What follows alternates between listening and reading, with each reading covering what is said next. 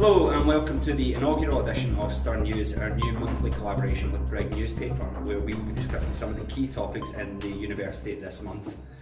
I'm joined by the panel this evening of Lucy McLellan, the editor-elect of Brig, Michael Wilson, the former Student Union Engagement Officer, Alan Grant, Head of News at AirTV Radio, and Jackie Boland, the Features Editor-elect of Brig newspaper. And the first topic that we are dealing with tonight is the front page story from this month's Brig, which was a piece written by Michael Wilson, and it was about the Hall's price freeze or lack of, and certain promises that were made. So Michael, what's that all about? Essentially, Brig had a student come to us and they said that they sat on a panel for residential services, and that residential services promised that they'd freeze the lowest cost of accommodation. Residential services obviously didn't do this and then raised accommodation prices, some by up to £500 a year. And so obviously students are quite upset about this, and that formed the main basis for the article. I do have one question or one kind of point of inquiry about this. Does something said in a consultation meeting constitute a guarantee of there being no price increases? I think that's a very good... Does it mean that there's definitely going to be a price, or is that promise for a price freeze that's been broken, or was it just something that was bandied about? I think that's a very good question. Lucy, do you agree, disagree with that? As a comment made in an informal meeting constitute a promise? I think it does, because the accommodation has risen more than I think it should have.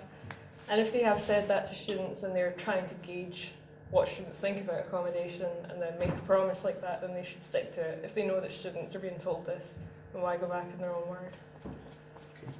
Okay. Jackie, I know people at, for example, Aberdeen University who are paying over £600 for not even their top end accommodation.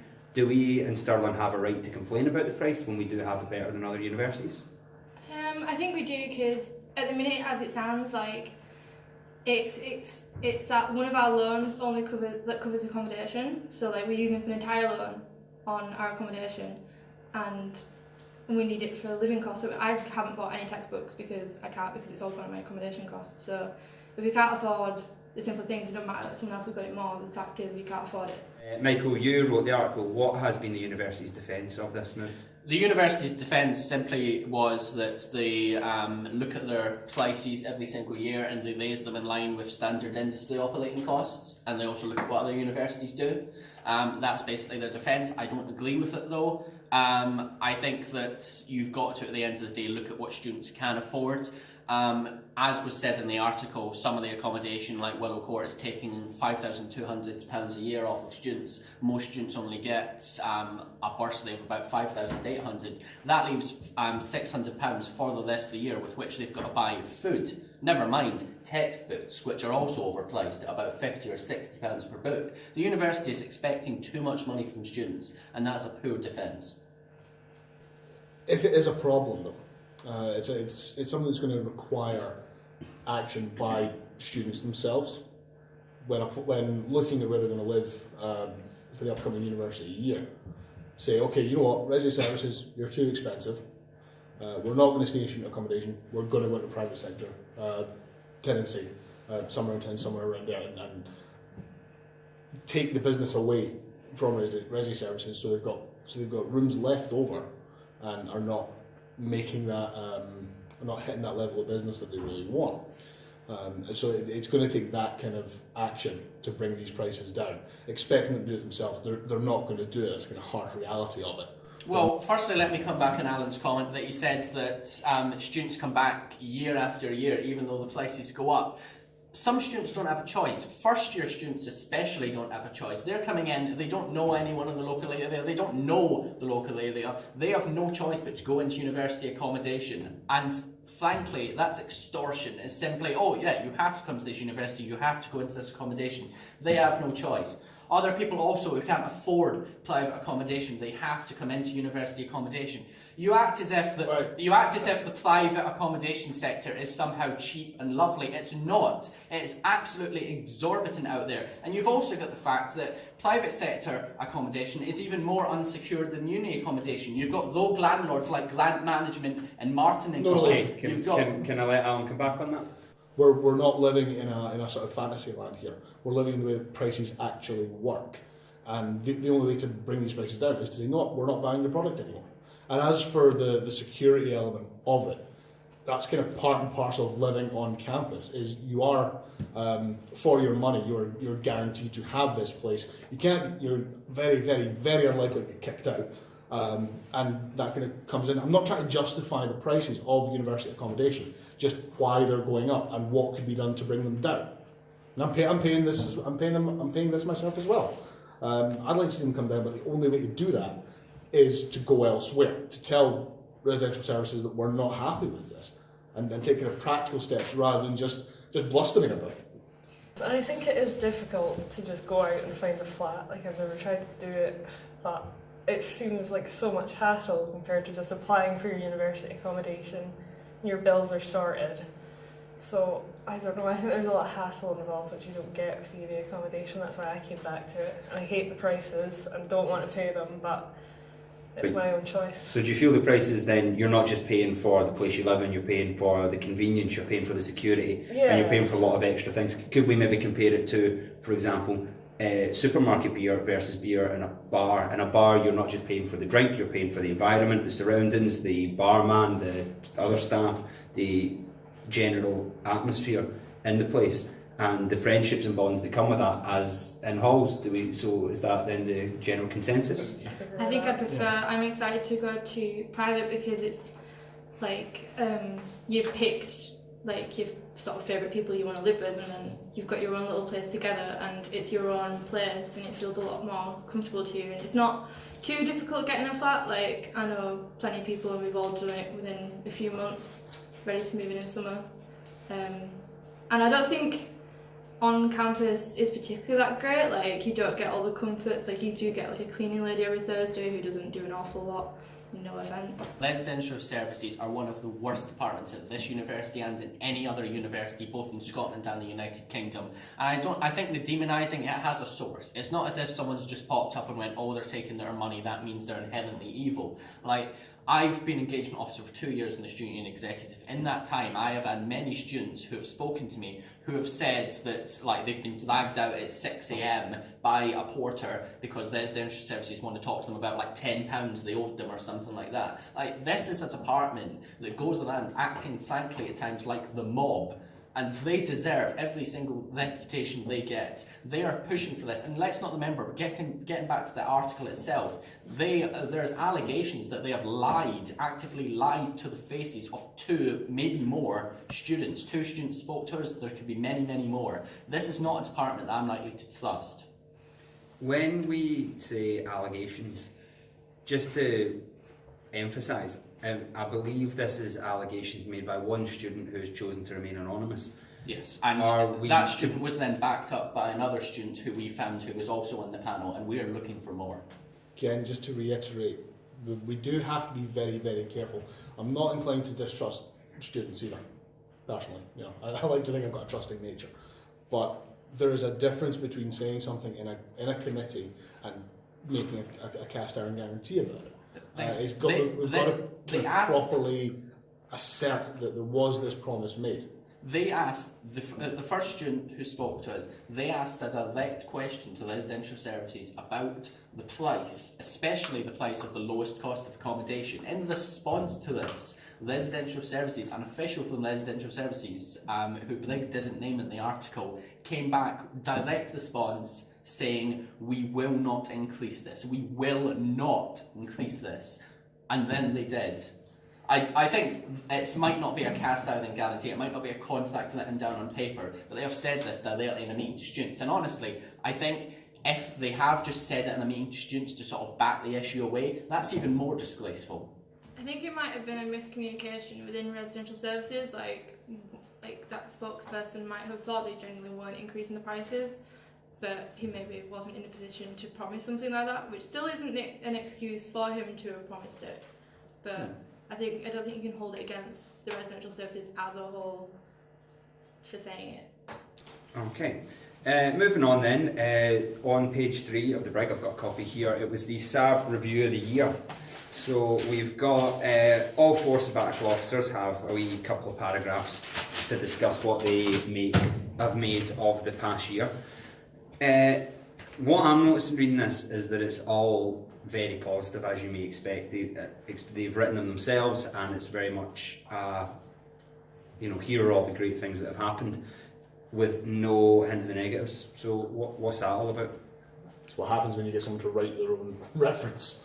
of course they're going to put a negative in there. So do we agree with what they're saying? Do we think it has been a positive year? No.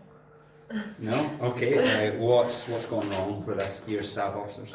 In some respects it has been. The majority of the time I've not known what they're all doing. I know what Lucy's Harvey is doing because she's involved with societies, but I don't know what the others do. Yeah, when I came in as a first year student, we weren't introduced, they didn't introduce themselves, I didn't know how to contact them, I didn't know what they did, I didn't know who they were until well into my year, and even then it was really only Lucy that I'd actually heard of. The eternal problem with the union itself is that students don't really see what the union does. It's not very transparent, it's not very accountable. When most students think of the union, they think of studio, they think of the bar, they think of the social element, they don't see the campaigning. And honestly, there isn't really much campaigning for them to see. I think that there's a perpetuating problem of sabbaticals sitting in their offices most of the time, and I understand that some of them do get out there. I've worked in the executive team, I've seen them do campaigns, but they're really inaccessible. That they're at the end of a corridor, locked away in their own little offices. Nobody sees them. They're not out in public. Hardly anyone knows who they are. As Jacqueline was saying, she didn't know who they were. They didn't introduce themselves. I think the union just really needs to get better on engagement. It needs to be more transparent. Students need to see what it does. Yeah, there was an article in Brig about graduation costs, I think, and students thinking the graduation costs were too high, and I think it was Richard Raymond who'd commented in the article saying that, well, no students came to us saying that they thought it was too high, so what we're supposed to do. But I was kind of thinking, well, maybe you should know what your students are thinking by going out and finding out yourself, or just knowing the kind of stuff that's being talked about through students anyway. I'm pretty sure someone will have gone to him, maybe not formally, but someone will have said to him, the graduation costs are too high. He will have known about it, but because no one said it formally, he felt like he didn't want to do anything about it. Perhaps if they cut back on things like sort of political actions, supporting whatever it is, talking about immigration bills and all these different things, like macro political issues, and actually looked at things like, price of food, focusing on what we were talking about earlier on, as well as sort of graduation costs, that kind of thing, things that affect people right here in Stirling right now, rather than having, places where we do a little bit more recycling. I totally agree. I think the student union needs to take a step back, take a look at what it's actually doing, which is representing the students here right now, and that is when students will start to get more engaged. Okay, so we're talking a lot about Lucy Harvey and Richard Raymond and what they've said. Johannes, the union president, hasn't come up at any point in the discussion. That's because I don't know anything that he's done, so I don't know much to talk. I've not seen him about or heard about anything he's done, so I don't know what to talk about. The president's remit has always been shaky. It's always been a bit sort of wishy-washy, they can sort of do whatever they want to do, whereas the VPs have a base, Lucy Harvey focuses on club societies, sports union president focuses on sports union, education engagement focuses on course reps and school officers, but the president doesn't really have a thing. It's what you make of it, and I don't really think Johannes has made enough of his year. I'd like to ask, what did you expect when asking for a review? Did you expect any sort of self-criticism whatsoever, or is it kind of what we've got, a fairly kind of glossed over, nice and shiny package for how they think they've done this year? I think we should have got 4 first years to write about it, because they would have had no idea, and it would have been hilarious. It would have been very funny. Yeah. I think reading the reviews, it seemed to it's less of a review and more of a sort of oh, thanks for my year, and I hope next year is good too, and that's pretty much all I've said. So it should come with a golden statue kind of thing. So, is there maybe an issue that the union then is in danger of becoming something which isn't actually essential to the common student? I think that the union has already become something which isn't essential to the common student. And you saw those taps. They're fairly essential to the common student in my experience. The union has basically become a bar. As I said earlier, when you think of the union, when normal students think of the union, they think of the bar. They don't see anything else, and that's what the union has become. And the union really needs to get out of this hole, because they're going to keep on going down this slope, and I don't know where it's going to end. Okay, so moving on to our final point, de-stress week in the university last week. There was mini golf, there was a puppy room. What's it all about? It's a good idea, but personally, who is only stressed for 1 week out of a semester? Like, we could really be doing with things like this often.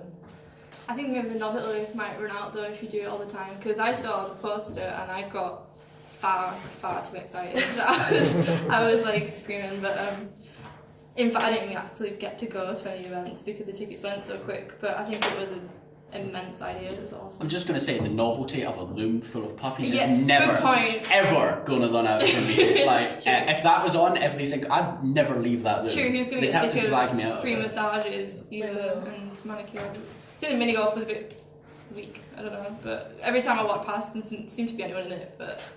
It has parallels with what we're doing right now. It's a damn good pilot.